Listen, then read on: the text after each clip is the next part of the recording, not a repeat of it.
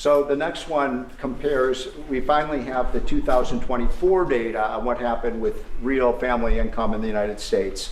And so what I did was I compared the record in Donald Trump's first term with the Joe Biden first term. And you can see that, by the way, these dotted lines here, Mr. President, that's COVID. So if it had not been for COVID, these numbers would have been substantially better. But even taking account President Trump's last year in 2020, we saw a $6,400 real after inflation gain in income for the average family. And that compares with Joe Biden, which was a measly $551. So, Mr. President, you gain 10 times more income for the average family than Joe Biden is because of your policies.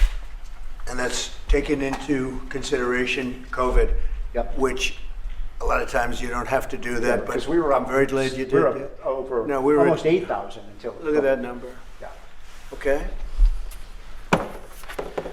So then we looked at which families did the best. And we have data from the Census Bureau that shows by income percentage. So the 25th percentile is the lowest income, 75th percentile is the highest income. And what I find fascinating about this, Mr. President, is every income group did better. The red is President Trump, the blue is President Biden.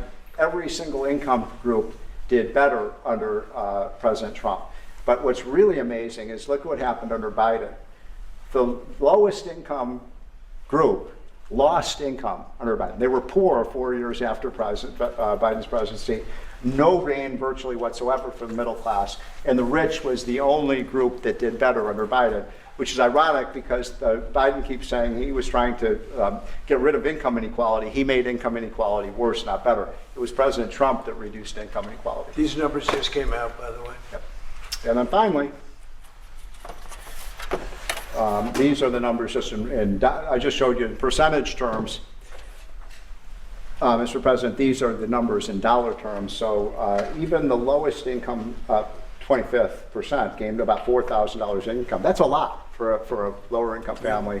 $6,400 for the middle class and almost $10,000 for the richest. So you can see every income group did better under Trump than Biden by a wide margin. That's the story. I think when you look at them, they're all something, but this one chart really says it better than anything. If you look at this is great, but this chart is pretty amazing right here.